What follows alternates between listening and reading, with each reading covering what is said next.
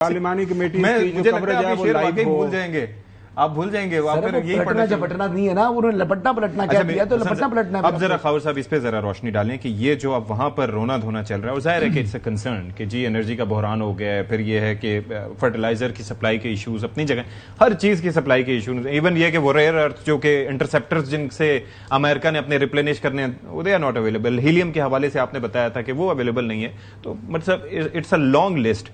तो कौन जिम्मेदार है इसका? कहते हैं ईरान वॉर, लेकिन दर हकीकत तो जिम्मेदार अमेरिका और इजराइल ही है। इसमें तो सारी दुनिया का कंसेंसस है कि भैया जंग शुरू अमेरिका ने, ईरान ने थोड़ी की थी। ईरान तो वो टॉक्स कर रहा था, वहां पे हमें बताया भी गया, अमानी वजीर जो खारजा की तरफ से मामला बिल्कुल तय होने वाले थे, ऑलमोस्ट तय हो गए थे, लेकिन अगले दिन उन्होंने हमला कर दिया। और उसके बाद फिर जो वजह बताई कि जी ये वजह पता नहीं, ट्रम्प ने कहा जी वो तो बम बनाने वाले थे। हमें पता चल गया था, हमें वो आ गई थी, एक टेलीग्राम आ गया था कि ईरान बस बम बनाने वाला है, आपने बिल्कुल उनसे बात नहीं कर रहे, उनके ऊपर बम बसा नेतन्याहू ने जो बेची थी 21,000 हमले किए। सर जी एक आपकी बात को सर जी जो आपने पहले हमें बताया था, और बात वो भी है भी ठीक, कि इंचेस अवे फ्रॉम रीचिंग जो है ना वो कंसेंसस जो इस्लामाबाद में हुआ, तो उसमें कौन सा बम बनने वाला था? चौधरी साहब मुझे ये बताएं, अब ये जो दावा किया गया था, सीबीएस न्यूज में आया था कि जी $50 बिलियन का खर्चा हो चुका, अगर अमेरिका की बात करें, उस पे ये सामने दिखाएंगे कि जी Iran war's true cost closer to $50 billion, not 25 billion, ये यूएस ऑफिशियल से। तो बेसिकली ये सीबीएस की जानिब से रिपोर्ट किया गया, लेकिन उस पर ईरानी वजीर खारजा अब्बास इराक्ची साहब ने कहा यह झूठ का पलंदा है। उन्होंने कहा कि पेंटागन झूठ बोल रहा है, it's lying. Netanyahu's gamble has directly cost America $100 billion so far, 4 times what is claimed. और आगे लिखते हैं कि indirect costs for US taxpayers are far higher. Monthly bill for each American household is $500 and rising fast. इसमें जो important चीज है वो आखिर में है कि Israel first always means America last.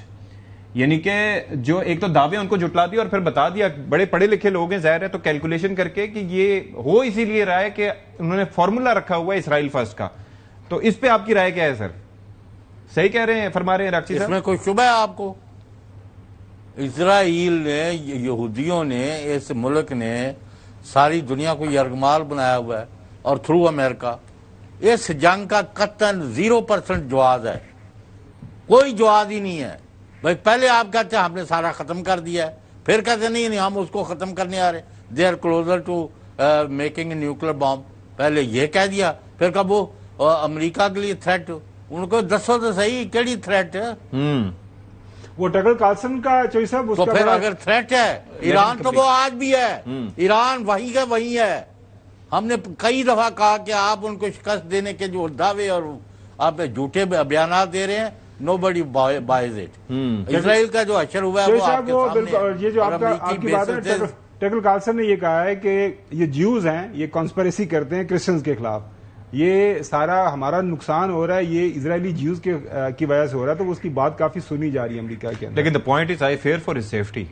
जितना वो वोकल आजकल हुआ आजकल तो है, लेकिन मैं आपको बताऊं कि इस वक्त सबसे ज्यादा तकलीफ दे, कोई बम ने इतनी तकलीफ नहीं पहुंचाई होगी अमेरिका को, अभी तो उठेंगे थोड़ी देर तक, तो जितनी ये अब्बास इराक्ची साहब के इस बयान ने तकलीफ पहुंचानी है, एक के इसराइल फर्स्ट और अमेरिका लास्ट, एक, और दूसरा वो जो उन्होंने कहा है कि $100 बिलियन, और एवरेज जो हाउस होल्ड है उसको 500 के जो वो बिल्स की वो बात कर रही हैं। ये उनकी मंथली बिल है, ये मंथली बिल ना, उनकी दुखती रग के ऊपर हाथ रखा है। आप समझें कि हम पंजाबी कहते हैं ना चूड़ी काट ली है, वो इस पर चीखेंगे।